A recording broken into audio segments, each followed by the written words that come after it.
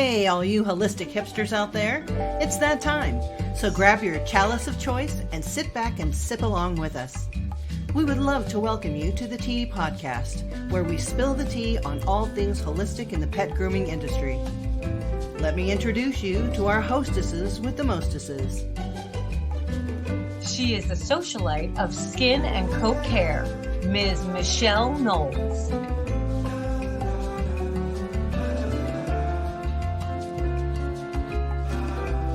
And the queen bee of all things oily, Ms. Melissa Conti-Diener.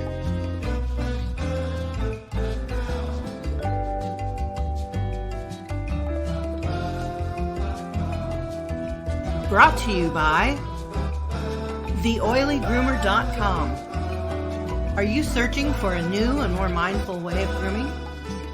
Interested in understanding how to grow your grooming business with a more holistic and organic approach? Please contact Melissa Conti-Diener at TheOilyGroomer.com so that you can set up a meeting and bring balance and prosperity to your life. And AllThingsPaw.com. Intermediate and advanced courses in pet esthetician work, fear recovery, animal handling, and more. Get your learn on with All Things Paw. And by PositiveEd.com. Attend from anywhere in the world. Always pay the lowest price. 6 to 10 hours of innovative content and more. Education for every learning lifestyle. Never miss the class you need, and transcripts are provided for recordings. Say hello to Pet Professional Education Unleashed with PositiveEd.com. Now, let's get this tea party started.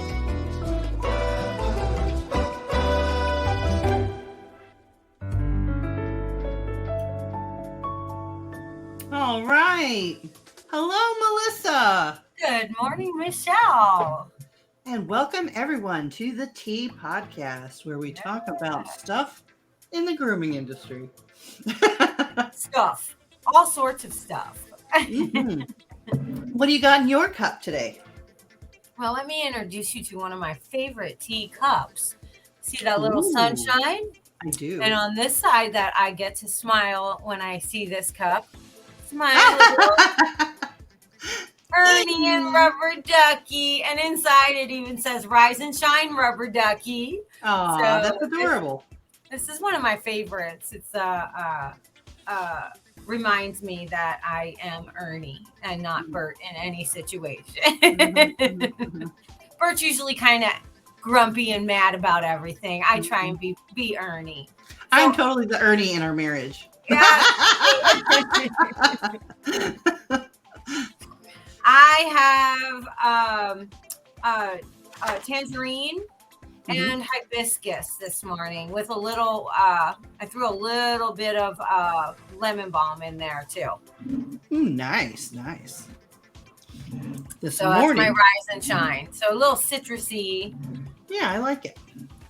Very tasty. What's in your cup this morning? So I have lizard people.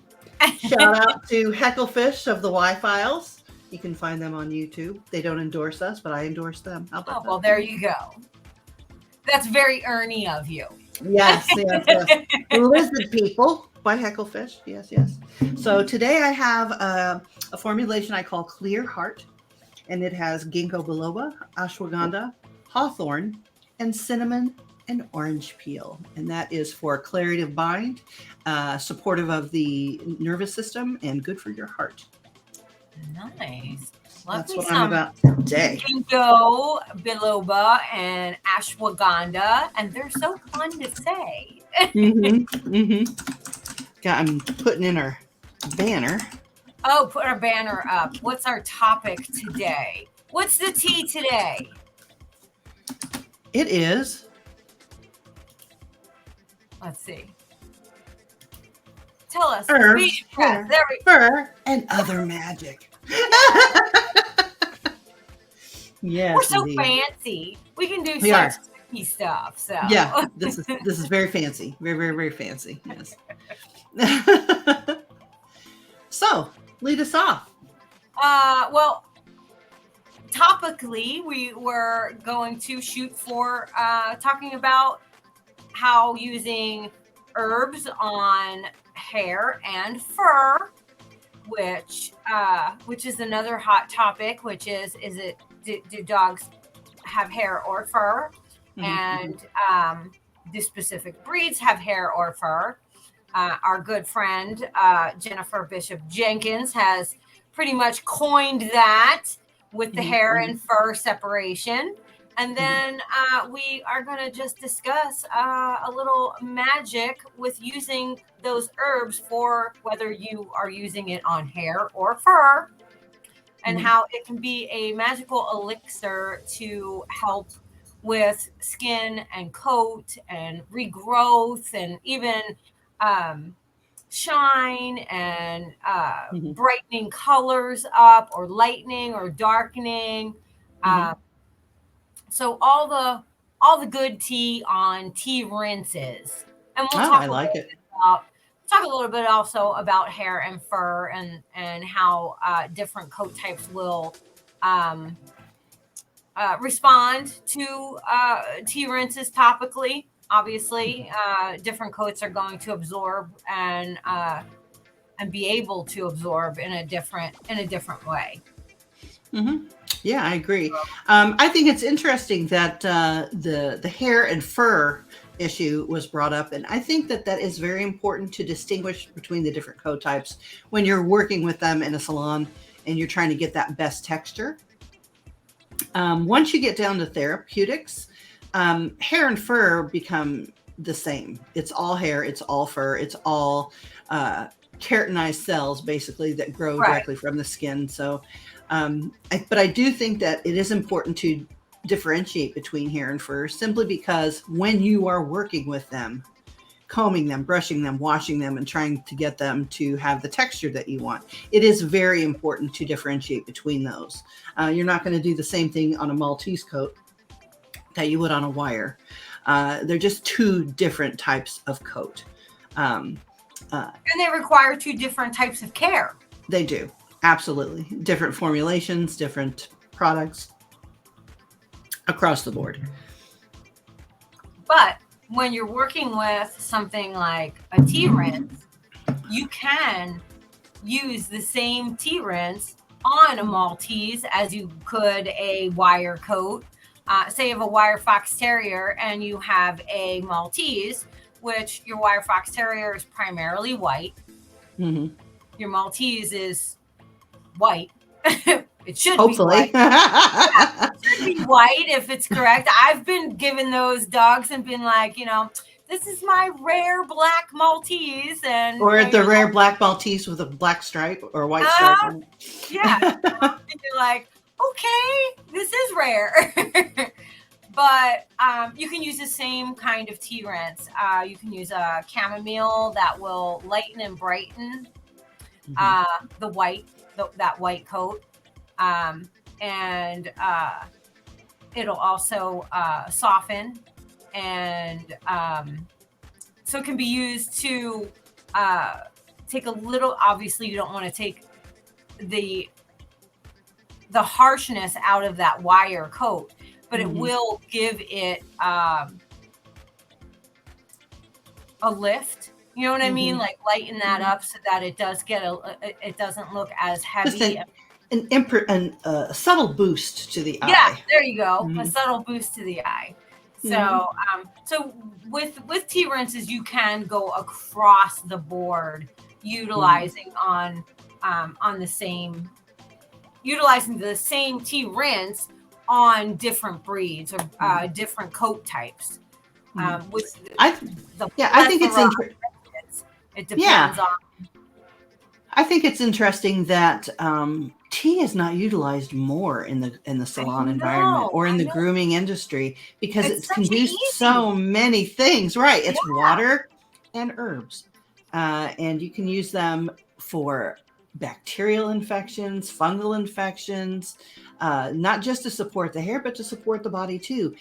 Dandelion tea is so nutritive. Nettle tea is very nutritive. And all those can go on cats and dogs. Burdock is for everyone, and that's very nutritive. Well, and that's pretty much across the board, when you're using teas, you can use those on both feline and canine. There is Mhm. very, very few that you can't use on a cat Right. because not it's not volatile like an essential oil would be. It's very gentle. Herbals are Yeah. very, very gentle. Yes. Yeah. And essential oils are very volatile, but they're very concentrated. Exactly. So they're the same thing, except you use them in completely different ways. The proportions of the carrier oil or water are different when you're using something so concentrated. But they have the same pathway to the brain, to the nervous system, to the cells, which is why I think herbs and essential oils can be married together very lovely, in a very lovely way. Oh, absolutely. Now, I know as an aromatherapist that it only takes seconds when you apply essential oils topically to cross through the skin and then go into the actual bloodstream and then cross over the blood-brain barrier, which is because your brain blocks out a lot of that. It has a natural mechanism in place to not let things get to your brain. But essential oils are one of the things that actually can cross through that blood-brain barrier. And which is why you have to be very careful when you use them, folks. Yes. So that's what I'm saying, that it is a definitely a volatile medicinal therapeutic to use. Whereas when we just use the herb instead of the essential oil, we're looking at such a more gentle way for the body to ingest those, through the skin, to ingest all the healing properties of an herb or a blend of herbs in a tea. Right. Exactly. And a lot of people don't realize that you could use tea instead of just plain water in every circumstance. So let's say you're going to do a clay mask.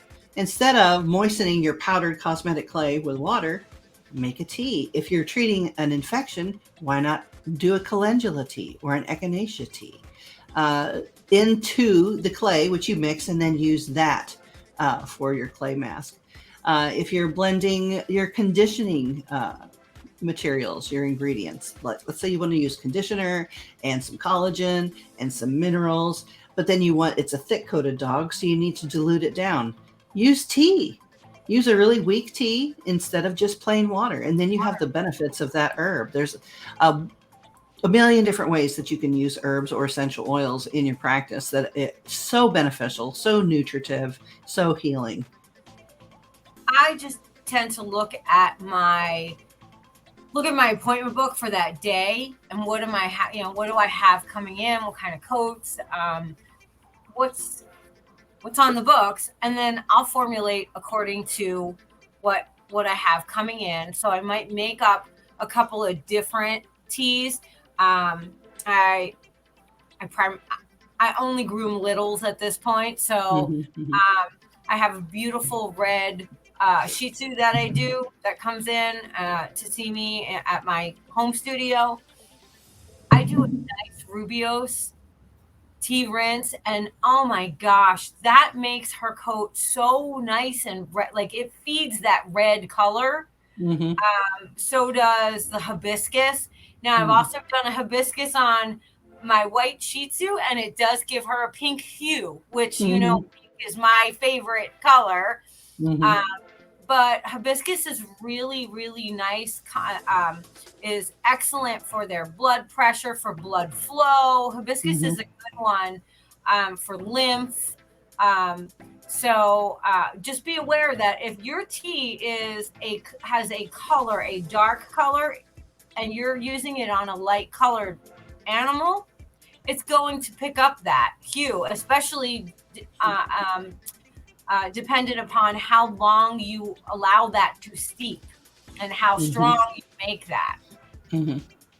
Yeah, a light tea, very diluted tea is really what you're looking for when you're doing topical therapeutics anyway.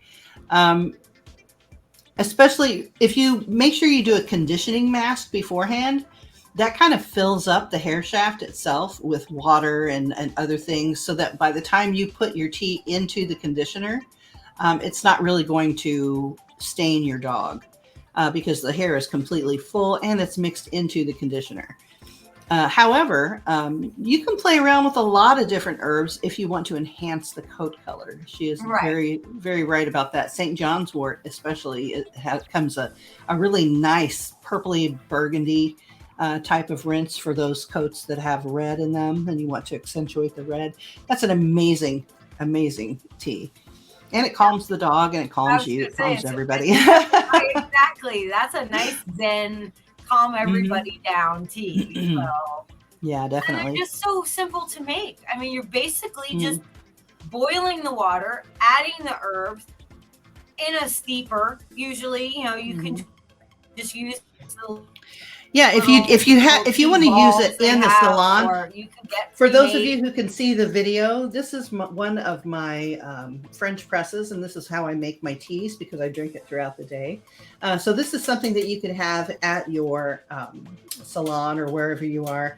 If you're in a home situation or a mobile situation, you could possibly make it per dog because it's that simple to make.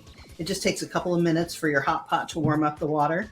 And then you pour it over the tea, let it steep for a minute or so, and you have your treatment. So it's always really good. Yeah, just make sure So, you let it cool down. absolutely. But what a great selling point. What a great, if you're already a holistic groomer and you're Mhm. already touting your holistic therapeutics or just your holistic services. Some groomers will fall more on the spa side than they will on the deep therapeutic side. But why Mhm. not just advertise? We do beautiful calming chamomile tea rinse with every pet, or Mhm. something so simple and so inexpensive. Absolutely. You could also do cold infusions. Let's say Mm-hmm. that you don't want to work with a boiling water or With whatever. water, right? You could throw cold water right over that. If it's distilled, it's even better. So there's no impurities in it. But you could use regular tap water because you're just going to use it that day and toss out the rest, or just use all of it on the particular dog you're using it for. Just throw in your herb or herb mixture, your formulation, put in cold water, and let it just sit there for about 5 minutes. You will get a nice weak tea to be able to do all your ablutions with, and it will be amazing. Yeah, you can use the tea steepers. You can also use Hmm. just muslin Hmm. uh, that you can just wrap your own, or cotton cloth. You want something that's is not going to leach color. Hmm. So you want to try to stick with like cheesecloth or something like that, and Exactly. and then just pop it in there. I will make sachets, and Hmm. I will make small sachets, tie them up with jute, Hmm. and then I do soaks. So Hmm. I'll do tea soaks, and I use the little dish pans. There's the tubs, the smaller tubs that you Hmm. get at the dollar store, and I put the warm water in there, put my pet in there, and then pop those in there, and then wet them down and let them kind of soak in there. And everything is self-contained in that little sachet. Hmm. And then when I'm done with that, because I don't throw anything away, because I have a small problem, I'm always like, "Ooh, is this really trash? Can't this be reused for something?" You can take those herbs, and then I like to sprinkle them on my plants, like on the, Hmm. make a little compost with that stuff at the end of the Hmm. day. And it's wonderful. It's just going right back into the things that I'm going to use, because I use whole herbs and I use dried herbs, and so it just depends. But it's just such a simple thing, and Hmm. it just sounds fancy. It does. It does. And it really is, if you think about it, because Yeah, everything, if you're doing things therapeutically and mindfully and holistically, you're being very mindful about each and every formula you choose, every ingredient that you choose for that particular dog, or just in general for use in your salon or in your environment. Um, And all of those things are very important. They are fancy, if you will, because Yeah. a lot of people don't realize how therapeutic they really are. And especially in today's age of people who are becoming more and more mindful, people who are going for spa treatments, more men than ever get manicures and facials and Oh things of yeah. that nature. And they want that for their pets too, men and women alike. So I feel like this is something that you could offer that's not expensive. It takes a Yeah. little bit of time, but you absolutely could incorporate that into the cost of the groom or offer it as an add-on service. It can easily be put into your salon today. You could Oh just yeah. go out and get regular tea bags. You And don't just have to have some fancy organic, specially bulk ordered from, Zanzibar. You don't have to do that. Just go to your grocery store. although I would love to go to Zanzibar, order from Zanzibar in Girl, me and you. the But spice market. yes, yes, we would be at home. But you don't have to do that. Let's say you want to start, but you don't know where to start. Where Chamomile and rosemary are probably the best ones to start. Don't say lavender simply because lavender is very common. Everybody uses it, even though it's a lovely herb. Chamomile for calming, rosemary for shine. Those are the two things that you could start with just out of the store. Just go get chamomile, go get rose. Yeah. And I have to interject and throw in that one of the biggest things that we hear constantly is when you get the dog from the owner or the cat even, and they complain about them being itchy. Right. So any of the mints are Mhm. great for itchy, dry skin. They also are wonderful for contact dermatitis or bug Mhm. bites, mosquito bites, and so is lemon. Now, Yeah. in a tea, this works much differently than citrus in an essential oil, where you should not be using essential oils with the citrus. Any kind of citrus notes around felines. However, if you're going to make a tea, it's very different. And so you can utilize a weak tea on a feline like a mint, like a peppermint or spearmint, or even just regular mint or a Mhm. lemon, lime. You can use those and make it nice and weak. It's like when another podcast that we'll be doing when we talk about pet aromatherapy, I talk about hydrosols, which are Right. the basic weaker cousin to They're the the gentle yeah. solution. So tea is definitely a gentle solution for felines, especially. Mhm. So, and if you want to let it sit, you can let it sit. It can sit for a while, and then you can do a nice little light, cool rinse afterwards to just take it out. You can also pre-make, like if you're going to do lavender or you're going to do chamomile or rosemary, or you're going to do chamomile rosemary together. You can make a batch and put it in in a gallon container for that day and use that as you rinse, and then just You could even use that for the next 2 days, 2 or 3 Well, days. I'd yeah, say that's the it. third day is the last day a tea is usable, and you just throw it away. If you've got a Right. big pitcher that you can put in your refrigerator, if you have a refrigerator in your facility, you're good to go. You just have to make it Oh. every third day.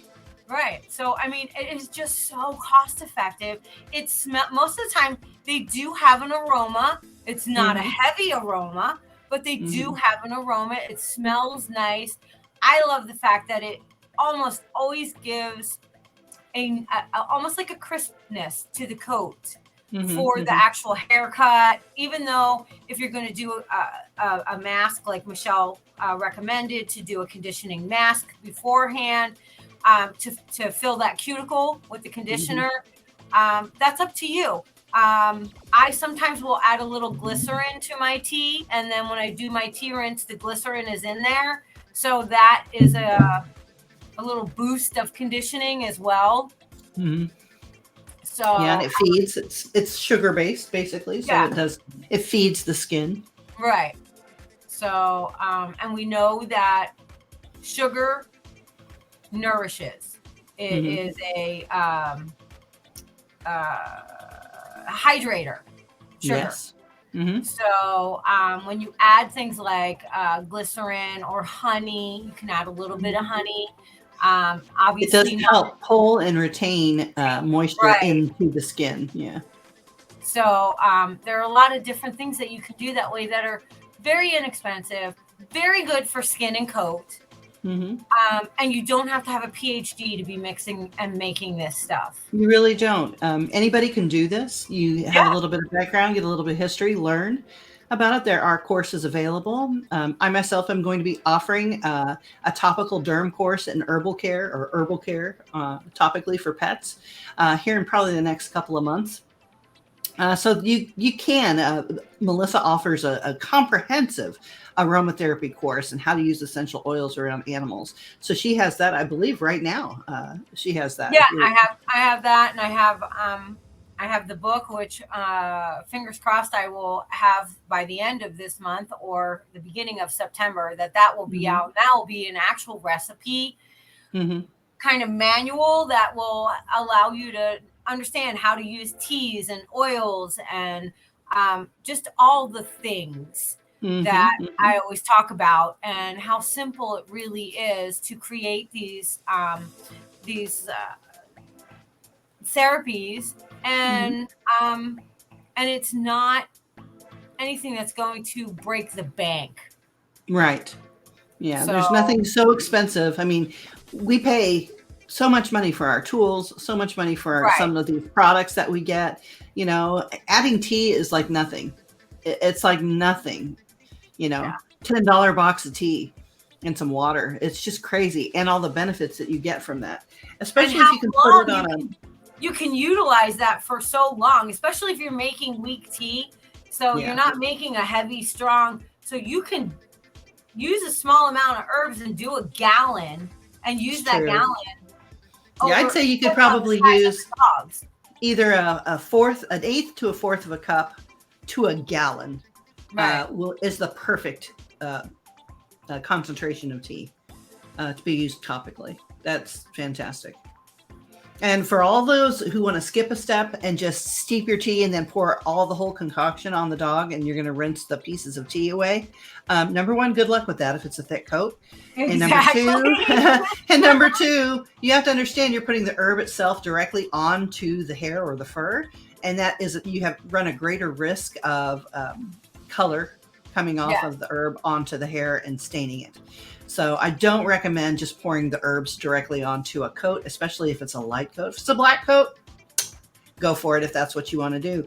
But if it's a lighter coat or a combination color coat, you're going to stain up the lighter portions of that coat. So just keep that in mind when you're working. If they want to actually utilize the herbs in a topical way where they're not contained in like a sachet or in the tea itself, and then you steep it and take it out, I would suggest a scrub, creating a scrub. I make big glass jar fulls with scrubs with Himalayan pink salt. I'll use the Hawaiian black salt in there, and I'll mix all my herbs in there and my oils, or I'll pour my hydrosols in there. And shift to the other way, I'll use raw turbinado sugar to make a polish with the herbs and everything mixed in there. I'll even use powdered milk for soothing. So if you want to make those kind of things, you can, and you can add the herbs directly in with that because you're going to be using it in that friction kind of way, creating either a polish for the skin and coat or a scrub, which is exfoliate. They're both going to exfoliate, but one is really going to super hydrate and the other one is going to pull oils from, but also deposit mineral. So, again, very inexpensive, very simple to use, but understand that when you do those things, make sure that you have a good straining system on your drains, because all those beautiful little herbs are going to go right down in there, and they're going to get And caught up. clog everything, and they'll be attached to the hairballs that are in there and everything else, Yes. and whatever else that you're trying to smash down your drain. Right. So make sure I have the little screen strainers. And Mhm. so when I rinse, everything goes on that. And then I just take that I won't reuse in my plants or anywhere. That I just pop right into the garbage can because it's got the Mhm. dead hair and dead skin and all Mhm. that. But yeah, you can make a scrub or a polish. And I think on my YouTube channel, if you go to my YouTube channel, The Oily Groomer, I think I have a couple of videos of me working Mhm. with when I used to be able to groom the larger breeds, Mhm. doing a few different polishes or scrubs. But those are great because it's so simple to just, and you always want to try to contain everything in glass if you can. Mhm. Um, Dark glass. Yes, dark glass. And but you can make a nice big batch of whatever that scrub is, and then just have your little scoop and you just take out what you need. And that's good for quite a while. I mean, Mhm. I have some that have lasted me 6-8 months.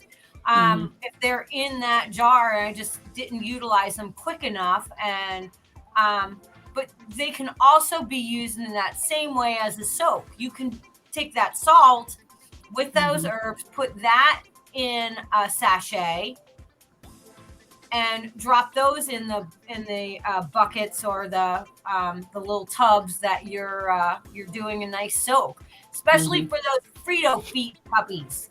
Right. They have those stinky feet. An amazing one is like a citrus with some rosemary to really kill off that bacteria. Mhm. Yeah, I Simple. agree with that. I agree with that also. And I'm glad you brought this up too. People don't realize that minerals are very easy to come by. If you have Himalayan pink salt, a tiny little pinch of that, like a fingernail full, thrown into some kind of a rinse, you're actually giving a mineral treatment. That's Yeah. a mineral treatment. And we are And you all need to depleted. advertise that. You need to say that you offer a Yeah. mineral treatment. Yeah.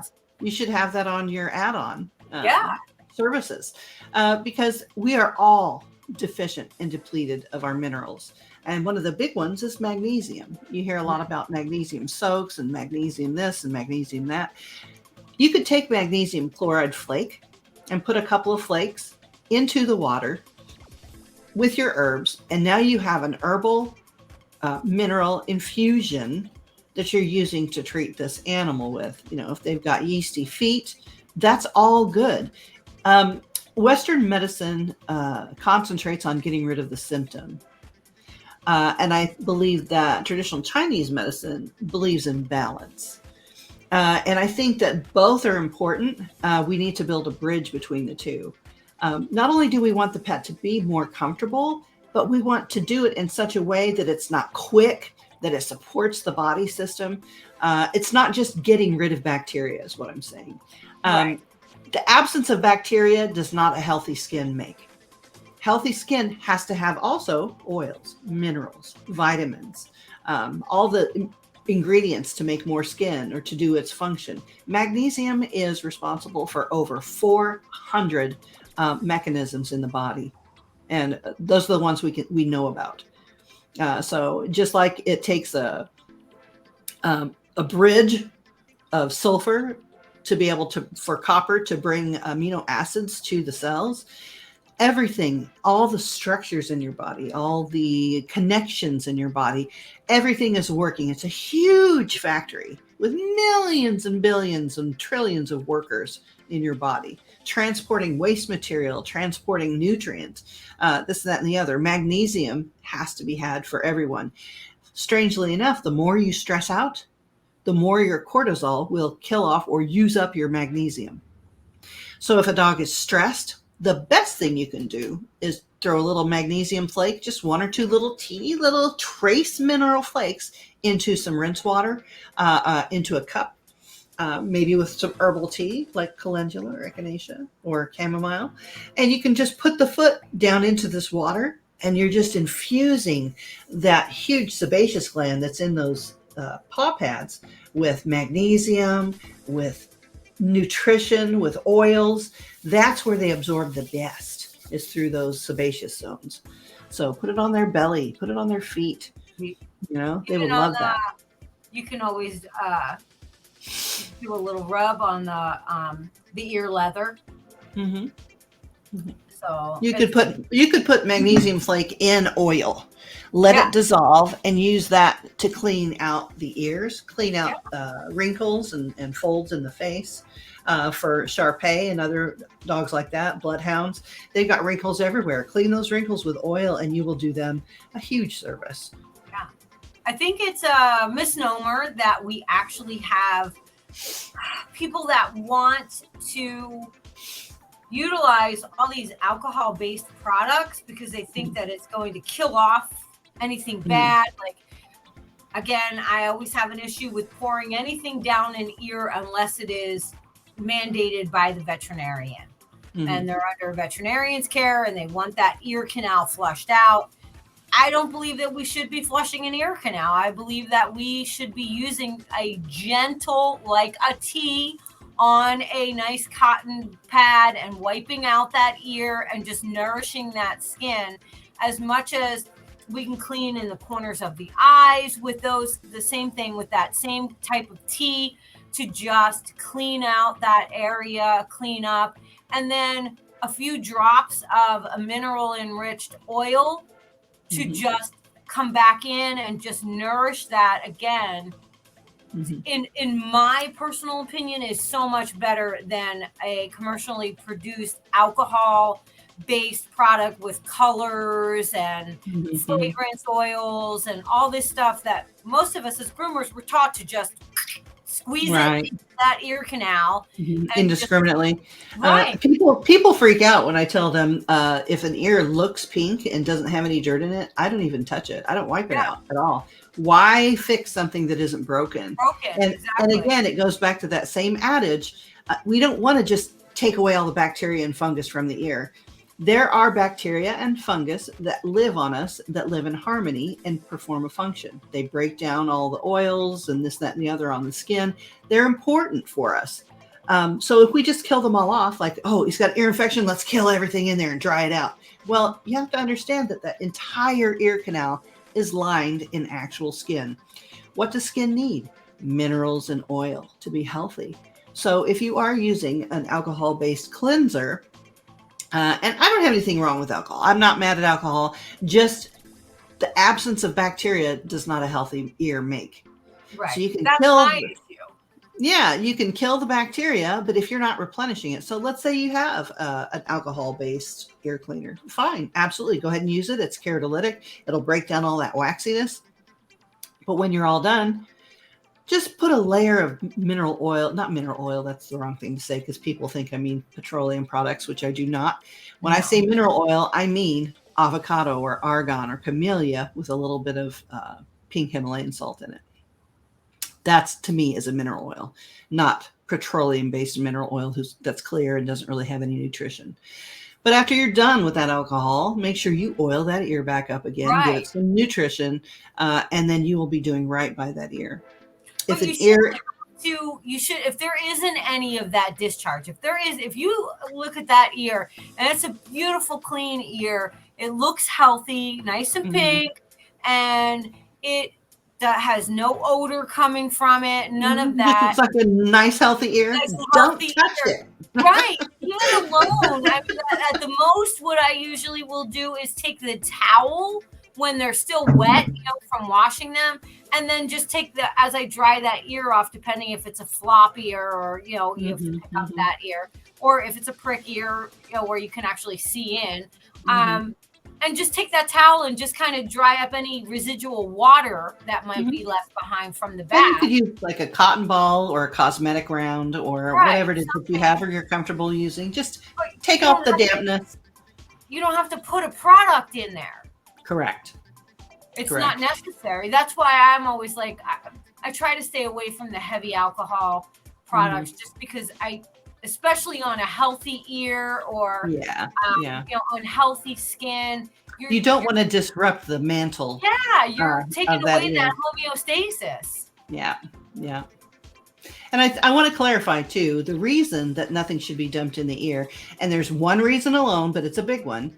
Let's say the tympanic membrane itself is torn or ruptured somehow. When you put force of liquid into the ear, squirting anything in, and there's any debris in there, all that gets shoved into the inner ear. The funny thing about the tympanic membrane is that it heals really quickly. So let's say you're cleaning that ear and you're squirting stuff in there, and something has happened. The dog can scratch his ear, or something has fallen in there, ruptured the membrane for some whatever reason. Debris gets pushed into the middle ear, and then the tympanic membrane heals with that debris inside. We have now just created a chronic ear that more than likely will have to have it will have to be surgically closed at some point in the dog's life. So just willy-nilly dumping stuff down in the ear is just not a good idea. And for me, it's because we cannot be assured. I don't have an otoscope. I don't know if anybody else carries an otoscope in their salon. I'm not trying to look inside anything because I work topically for my safety and theirs. But it's the compromised tympanic membrane that scares me when people pour stuff in the ear. Now, as far as powder, when you put powder in an ear, the ear is a self-cleaning mechanism. So it's constantly trying to push and exude. That's why it gets waxy. It's waxy to capture any debris, and then it gets pushed out of the ear by shaking and just by regular exudation of the ear itself. And that's where all that stuff comes from. And we're forcing a powder into the ear for whatever reason. Well, that powder accumulates over time right at the tympanic membrane, and then it solidifies like cement. I've had several veterinarians show me this cement-like powder because the dog is basically deaf because it's all blocked up against that tympanic membrane. It can't vibrate at all. So the dog's literally deaf. And they can relieve that pressure by taking out that calcified ear powder. So I urge everybody who uses powder for any reason around the ear, puff it on your table and either dip your instruments in it to get the powder effect, the residue, the gripping action, or dip your fingers in it. That way, the least amount of powder goes into the ear, and you have less of a chance of it building up near the base of the ear, which is shaped like a big L. And that's why I have an issue with dumping stuff in the ear. I know that ears can get really disgusting and goopy and chronic.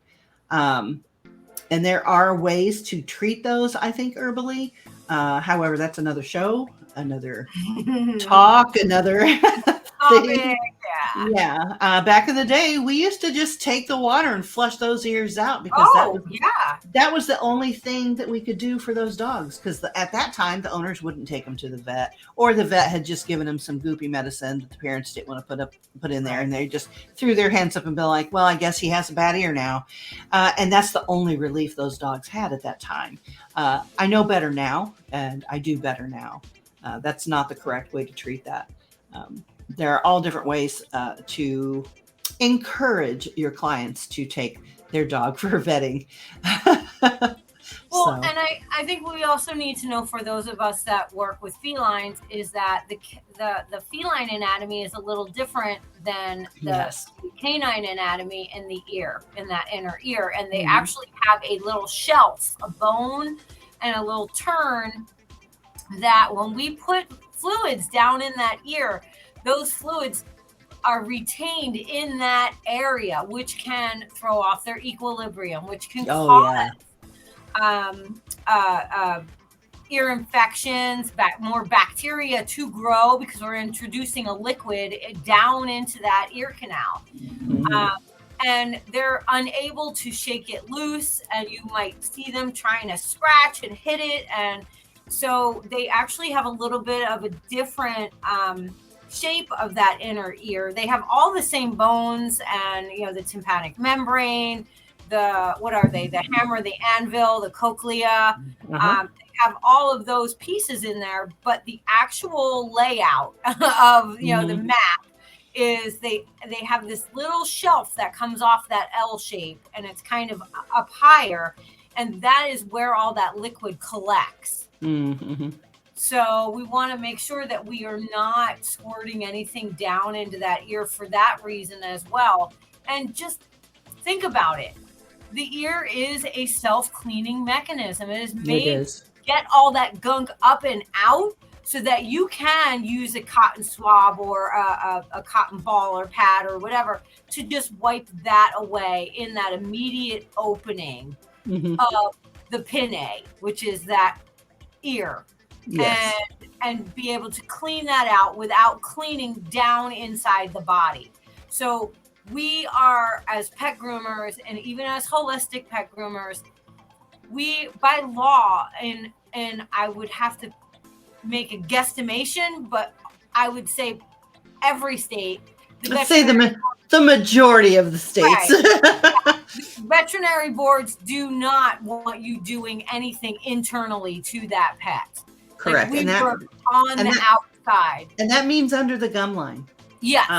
You can get in trouble for cleaning teeth yes. under the gum line, even if there's no anesthesia or anything like that, because that's considered internal, which stymies me a little bit because they'll tell everybody, oh, well, your groomer should be expressing anal glands. Right. Hold on.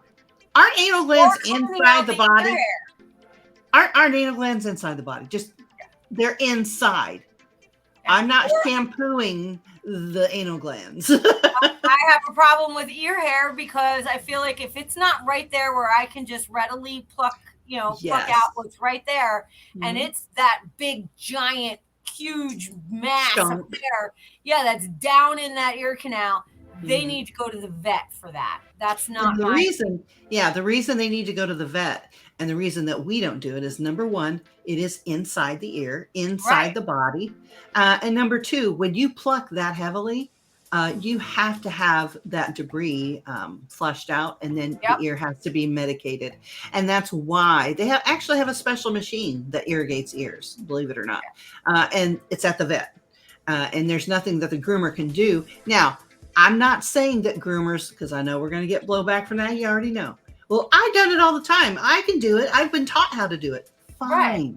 Fine. If you've been trained how to do that, excellent. Fine. I'm not saying that groomers are incapable. I think groomers are capable of like surgery if they have to, push comes to shove, because we're tough like that. I'm not condoning. So in the zombie apocalypse. Right. Hey, I'd be right there too. Right. You got to do what you got to do. I understand it. Right. However, we're closer than ever to some kind of regulation across the nation. Even if it's state by state, we need to really mind our P's and Q's. I don't want to step on veterinarians' toes. No, I love veterinarians. I love their diagnostics. I love that they're our partners. However, if we just start saying we can do everything and start doing everything, well, there's a lot of other body systems that are attached to that ear. Yes. Or those anal glands that can go wrong, and it affects other systems. And we're not trained to do that. We've not been for veterinarian school. And we actually took a class, you and I together. It was many moons ago, but I know. But it was a veterinary specialist who literally only did ears, eyes, nose, throat, and then it was also, wasn't it the derm vet as well? Yes. And they both were adamant that should not be ripped out with like a hemostat, like how we swirl it, twirl it, and rip that right out. And they explained that can cause even more chronic issue, because what we're doing is we're damaging that delicate tissue that's way down in that ear canal. And just leaving it open, right? And to bacteria, grossness. Yep, all of that. And so they were talking about how they see chronic ear issues that can come from that as well, because we're pulling that out and then not replacing with anything to heal that wound, essentially, that we're creating. Yes. And so I think we just need to be cognizant of that fact, that when we do that, and believe me, I learned on poodles and standard poodles, and I was cockers. I was taught to take that locking hemostat and get that sucker and twist it around my finger and twirl, and the dog would just scream and cry. And you're like, I know, it's gonna be over in a minute, and then take that and rip that stuff right out. Mm-hmm. And that was just part of it, but we were never taught to put anything else in there, to do anything like that. And so, well, let's think about it for a moment. Let's take a step back and think about this procedure. Yes, we want air to get into the ear canal so it can all be healthy and this, that, and the other. However, you don't want the ear canal to be completely stripped of every hair that's in there, because it performs a function. Exactly. It's supposed to, yes, it catches all that debris before it can get next to the tympanic membrane. So we should start really being mindful of how we do our techniques, how we do our procedures. Right. What exactly are we doing, and how are we affecting other systems by the techniques that we're using? I think that's really important. Yeah, I believe that everything has a purpose. And so the universe, God, whatever you want to say, when it creates a creation, there's a purpose for it. Everything has a purpose. So that dog has that ear hair there for a reason. It is a filter. But just like everything else in nature, sometimes some things go a little overboard on things. Well, I mean, we've genetically manipulated dogs in such a way that they can't fulfill their own functions most of the time.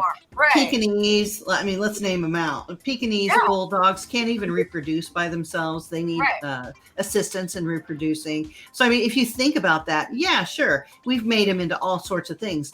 But I think going back to their basic biology and their basic biological needs according to code type, that's probably the best thing we can do for their health overall. Yeah. And I think we have to start really looking at them as more than just hair or fur. Definitely.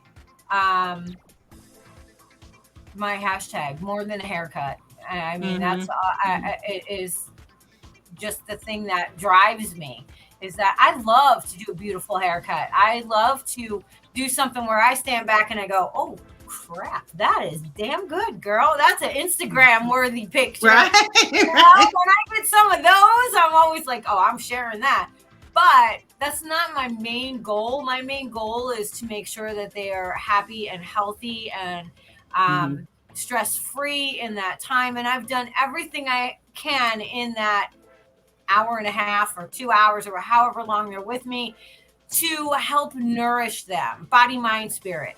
So I'm trying to take care of that body in the best way that I can with product choices and general handling choices, all those things, with their not opinion, but from their point of view. You know what I mean? Right. Like, how are they going to feel about this? And I've said this before. I got roasted in a groomers group about feeling like I need to make sure that when I work with an animal, I'm getting consent. I'm going to give them time to consent.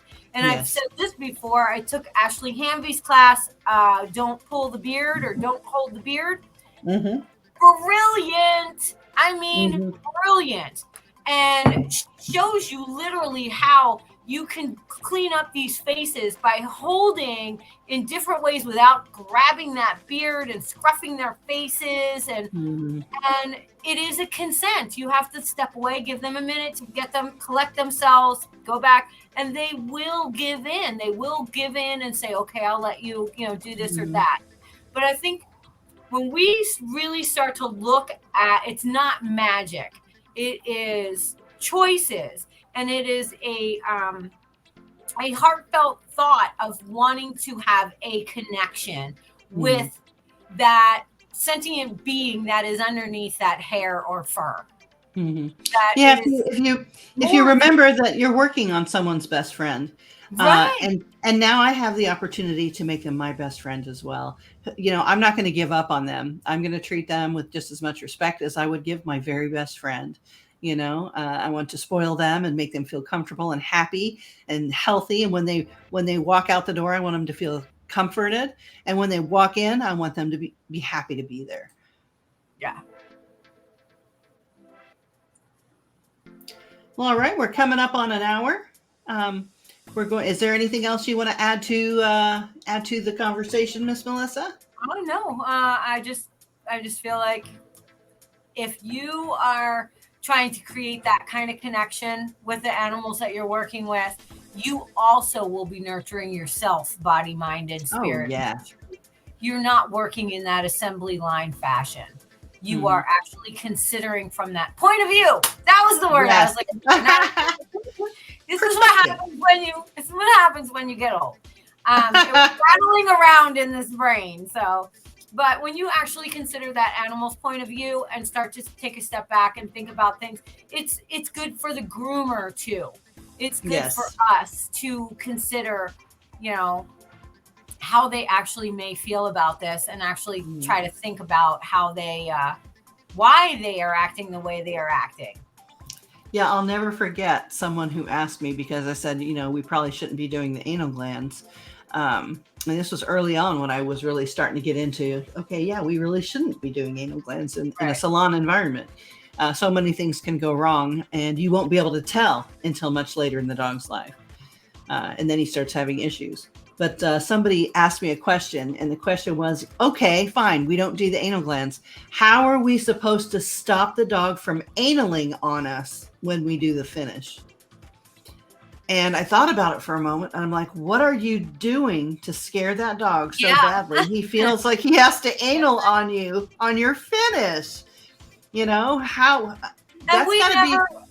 We never get them completely empty anyway. You can do an expression in the tub or on the table or wherever you do it, and then they can still gland all over you in a matter of minutes. Yes. So and what another point I wanted to bring up is the glands are supposed to be full.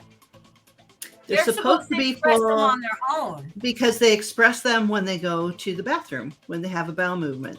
The problem is that whatever food they're eating, or if they're having a lot of stress at home or something, it changes the viscosity of that anal fluid. It should be fluid. But when they don't eat the right things or whatever, their anal glands get what I call constipation, if you will. It gets too thick, like toothpaste, or worse, like clay. And that's when they get infected. So it's not just that, they need to be emptied or they get infected. They're supposed to be full. They're supposed to have fluid in them at all times. That's how their body is made. It's part of their scent experience. When they leave a bowel movement, they leave their scent on that. And that's what dogs smell as they go through their day. And it is an oil-based. Yes. It's a natural oil that the body makes. Right.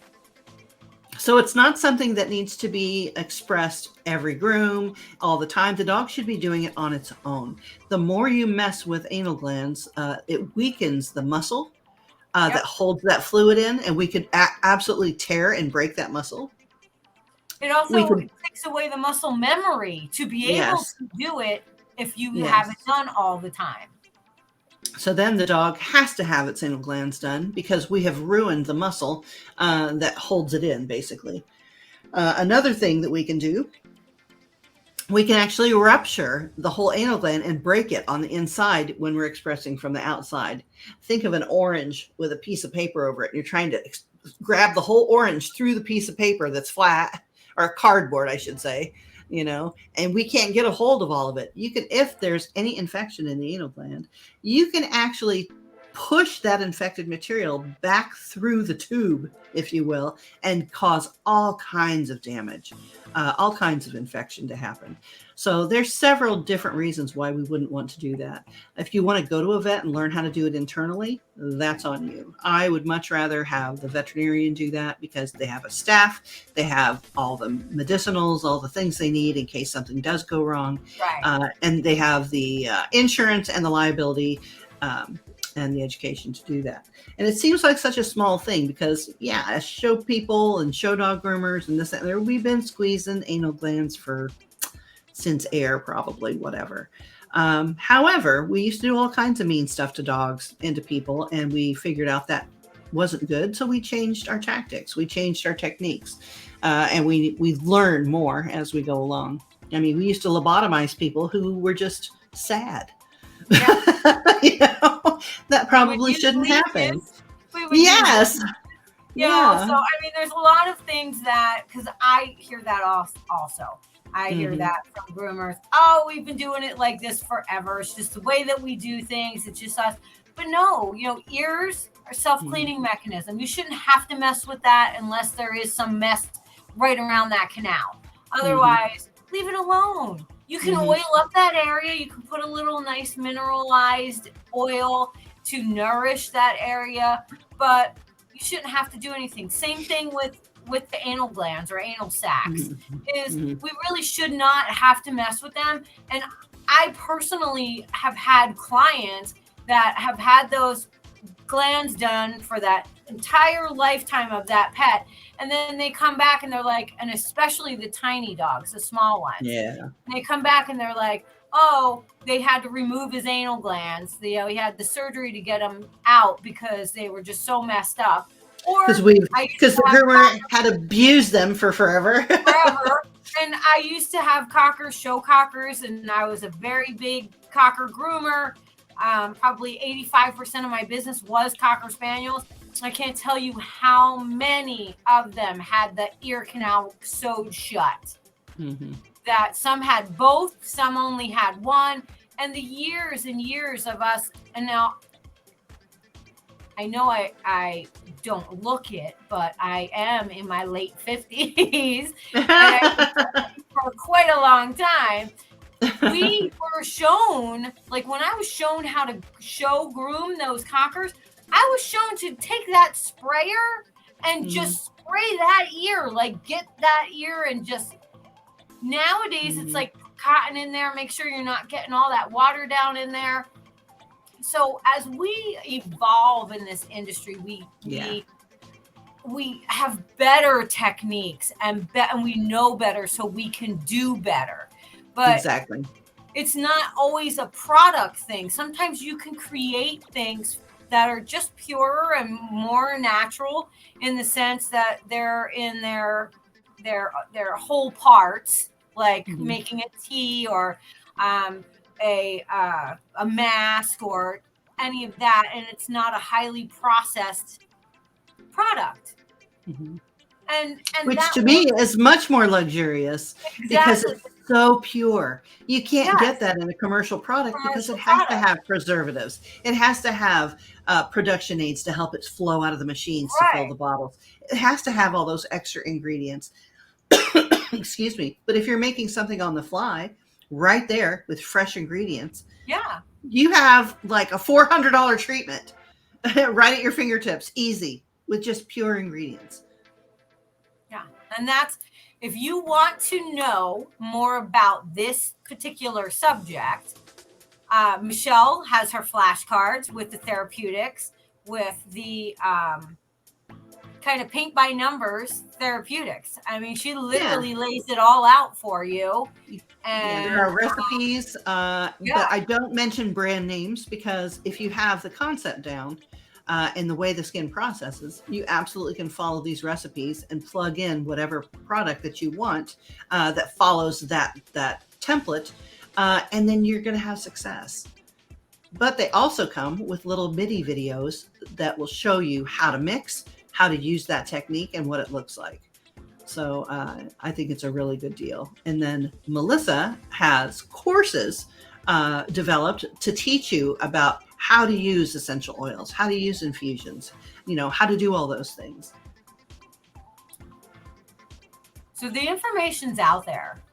Absolutely. And I'm always happy to help. If you shoot me an email and you're like, hey, I was thinking of doing this, and is this a good idea? Or I'm doing my therapeutics and I'm using this, I'm happy to shoot you back a quick little, that sounds like a good idea, or no, I would substitute this for this. I'm always happy to just try to be a sounding board if you find yourself confused in the maze of all that is holistic grooming. There's a lot. There's a lot. So So don't I get guess, lost in the labyrinth of. So I guess we're going to take a sip.